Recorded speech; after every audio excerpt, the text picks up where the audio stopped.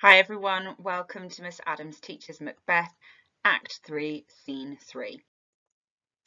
So this is a tiny scene, but it does pack a punch because this is the scene where Banquo is killed.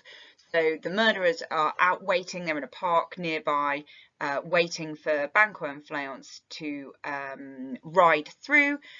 Banquo arrives, they manage to kill him, but Fleance, and this is super important, Fleance lives and manages to escape, with his father calling out to him to take revenge. And the murderers are left having to go back into the castle to find Macbeth to tell them that they've only managed to do half the job. So this may be a tiny scene, but it's actually a very useful scene to write on, particularly if you want to have a little look at symbolism and form. So we'll start with form. First off, you'll notice that this first line, the west yet glimmers with some streaks of day, this is said by one of the murderers at the beginning of the scene. He's not using prose for the murderer, which is normally what he would do because, you know, villainous, low status. But in this case, they're elevated somewhat and they're using blank verse like other noble characters.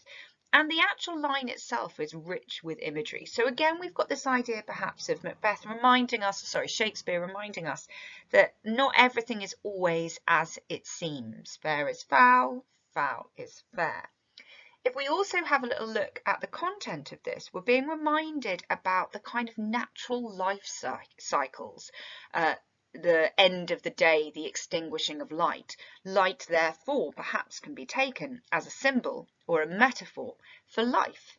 It makes sense, therefore, that as the scene progresses, Banquo arrives with light, and then as he is killed, his light goes out, which is why the murderer actually calls out, "Who did strike out the light?"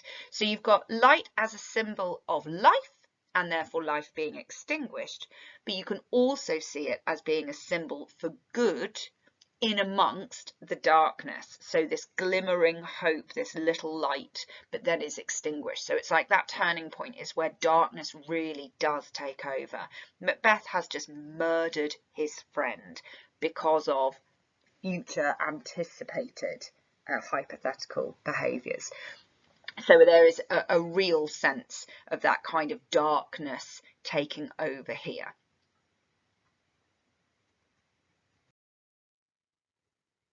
So final thoughts already, told you it was a quick scene.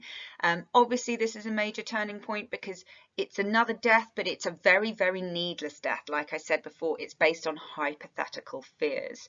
And it's certainly a kind of shift to the sort of the really kind of dark behaviours of Macbeth that don't seem to have as clear justification or purpose as his original crimes. Just as I said, in terms of the idea of symbolism, this is a really good example of good versus evil, this idea of Banquo being this glimmering light.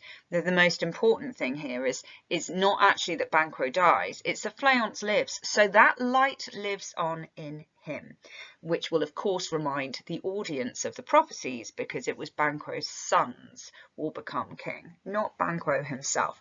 So we can almost anticipate how Macbeth is going to respond to the news when the murderers go and deliver it. Super speedy. Hope that was useful. Tune in for the next video, which will be on Act 3, Scene 4. Please subscribe if you haven't already. I hope that was useful. Thank you for watching and happy revising.